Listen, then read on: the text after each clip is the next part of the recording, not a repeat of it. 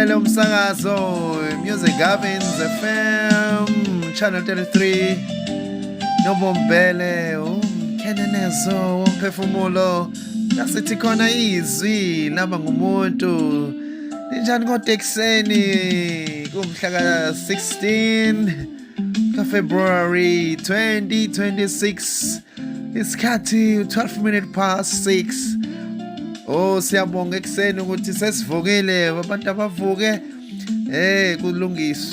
kulungiselwe kuyoba isibani esihle la siya khona emisebenzini ezikoleni kumabhizinisi ethu kuyisikhathi impela ukuthi inkazimulo kaNkulunkulu ibonakala emhlabeni injengasezulwini. Siyabonga kakhulu nje ukuthi nitune in ningene kulo msakazo. I'm so glad ukuthi abantu they are aware of umsakazo olethe indaba ezinhle, indaba zombuso kaNkulunkulu. Ngizothanda uapologize for ukuthi izolo Sunday ngomhla 15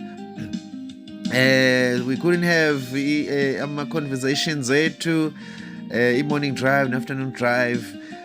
Beku serious kubusy sisebenza kwenye indawo, but nje uNkulunkulu usigcinile. I hope nibe nosuku oluhle izolo. Siyazi ukuthi bekunezinto ade zenzeka ama impartation even nje ukufundiseka about ukuzinikela kwethu kuNkulunkulu. Obikho phela ukunlocka izinto, ukunlocka ama dreams when you surrender impilo yakho kuye ibe umhlatshelo uyaqala yena aphile kithi. So sibonge kakhulu nje ngentshumayelo yezolo uNkulunkulu benathi usabona transfer ya anointing from one generations to another. So siyabonga kakhulu nje nalalele umsakazo Music Gavins FM.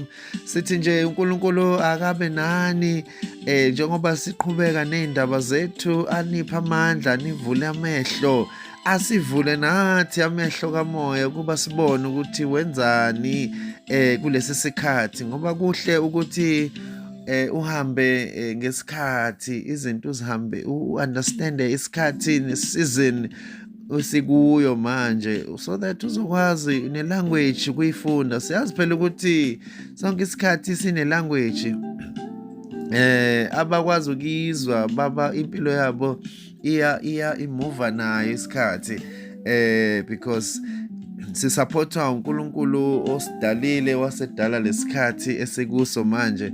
So uhamba naye kubalekile ukuthi sihambe aware ukuthi sihamba kusiphi isikhathi. Besikhuluma ke nje, kumbula sisummarize indaba kaIsrael nokubaleka kakhulu kokumlalela uNkulunkulu kulesi season esikuyo nesizini ebabekuyo, ukuthi uNkulunkulu ebahambisa ehlane kwawukuthi ufuna ukubafundisa ukuthi bakwazi ukulalela the things uNkulunkulu athi zenze engayakhi sense now, kodwa esuke zikutrainer ukuthi ukwazi ukumlalela. So you have to grow from that. uNkulunkulu ophilayo, so he grows everything uNkulunkulu ayenze emhlabeni anda kwi-law yokukhula, iyakhula. Nathi fanele sikhule kwazini uma kade ethi asiyenze something for ukuthi sifunde something, fanele sifike phela ekufundeni bese siyaqhubeka asifundise okunye. So trainiwe ukuthi ke ukulalela uNkulunkulu ku more than a sacrifice. Ukulalela uNkulunkulu kuyimpilo nje on its own. So into nje fanele siyithathe serious and singakhononi ngezinto uNkulunkulu azenza kithi, ngoba yena uyazazi wazazi before aza kuletha emhlabeni.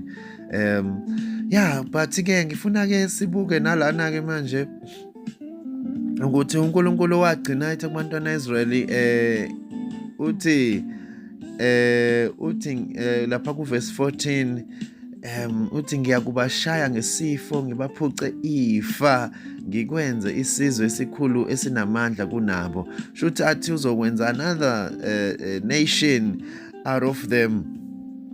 Kodwa bona ngeke basalibona iKhanani, ifa labo uzobaphuca lona ngenxa yokuthi babe njalo belokhu bekhonona against him. And uthi ku-13 uMose wathi kuJehova eba-intercedele uMose ethi kodwa bayokuthina baseGibhithe,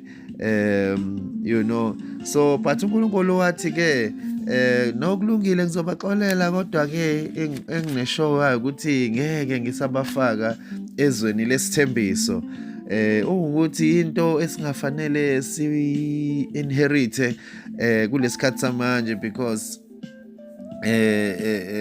ave kuba buhlungu ukuthi usuhamba ibanga elide but ungafiki kwi-destination yakho, ibanga lakho ungalirani liqede. So kubalekile ukuthi-ke uNkulunkulu semlalele. I want us now to look at impilo kaMose-ke naye ukuthi yenze njani, because naye am-affecta kakhulu, even though yena wayeqala ekuqaleni esaqala nje uNkulunkulu waqala wamdawutha nje izisuka, so then iqhubeke yamkholwa akwenze lokhu njengoba uNkulunkulu ayikusho. But-ke ngifuna sifunde-ke uNumeri 20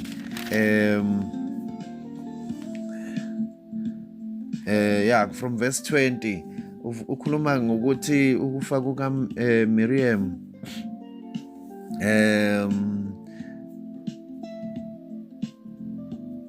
Let's read from verse 2. Kwakungekho manzi lapho amanzi kuthiwa amanzi aseMariba.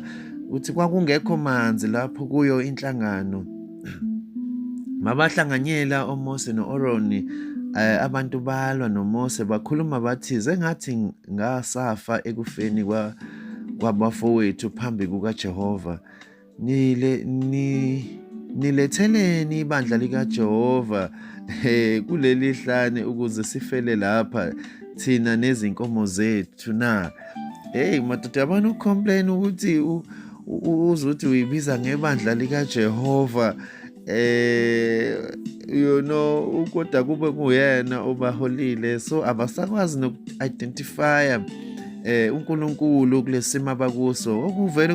It is very important ukuthi sikwazi uku-identify uNkulunkulu in the midst of the storm, in the midst of ama-pressure noma ama-challenges. Sikwazi ukumbona uJehova, because singabakhe ngeke uze izihlukanise naye. So uyena owazi ingemuva lethu, wazi ingaphambili lethu, ingaphansi lethu. So akufanele sikwazi, akufanele ukuhlupheka noma izinto eziqhamukayo empilweni zisenze ukuthi singam-identify uNkulunkulu. Usethi-ke nasikhuphule abantwana bazulu bathi kuMose, nasikhuphulelani eGibhithe ukuze silethwe kule ndawo embi na? Akusiyo indawo yembewu noma eyamakhiwane noma eyemvini noma eyama-pomegranate, kungekho futhi amanzi okuphuza. uMose no-Aroni basuka ebusweni bebandla ukuya ngasemnyango wetende lokuhlangana, bawa ngobuso babo. Inkazimulo kaJehova yabonakala kubo. uJehova wakhuluma kuMose wathi, thabatha intonga ubuthe inhlangano wena no-Aroni umfowenu, nikhulume kulo idwala eliphambi kwamehlo abo ukuba liveze amanzi alo. Uyakubavezela amanzi edwaleni ukuze unike inhlangano nezinkomo zayo ukuphuza. Nkosi yami, uNkulunkulu is a sustainer. Wabamba nezinkomo kule ndlela, but ubona umusa uNkulunkulu uthi wawukhona, kodwa babehluleka ukurecognize. Ake sikwazi ukurecognize igrace, umusa uNkulunkulu asisibekele ngayo. uMose wathabatha intonga phambi kukaJehova njengalokho eyalile. uMose no-Aroni babutha ibandla phambi kwedwala wathi-ke kubo, izwani manje nina bahlubuki, sikunivezela yini amanzi kuleli dwala na? Usehlubukile noMose ethetha lana. uMose waphakamisa isandla sakhe walishaya idwala kabili ngentonga yakhe, kwaphuma amanzi amaningi, inhlangano yaphuza kanye nezinkomo. Sikhumbule sitheni uNkulunkulu utheni abakhulume edwaleni, but uMose uyalishaya kabili aphuma amanzi out of disobedience yakhe, kodwa amanzi aphuma. Ngithi-ke aphuma amanzi kodwa kwangawona lamanzi akufanele aphume, because akufani into oyithole ngedisobedience nento oyithole ngobedience ayizifani. Ungayithola makuthiwa let's say uthola imoto kodwa uyithola ngokubalisa nokungalaleli, uzoyithola yona but akusiyo le ozongayithola ulalelile. So kunomehluko lapho ukuthi baphuza amanzi disobedience through Mose. And asizwe-ke uMose then 12 futhi uJehova wathi kuMose naku-Aroni, njengokuba anikholwanga yimi ukungingcwelisa emehlweni abantwana baka-Israyeli, ngalokho aniya kungenisa leli bandla ezweni engibanike lona. uNkulunkulu lana-ke wayese jikela-ke ama-leaders oMose ukuthi ngenxa yalo senzo abesenzile la bekufanele bakhazimulise inkazimulo, bakhulume, bona bashaya ngentonga idwala. uNkulunkulu wayesethi ngeke basangena ezweni lesithembiso, okusho ukuthi nawe you are someone that God has called to lead, noma to be led by him, but to lead others.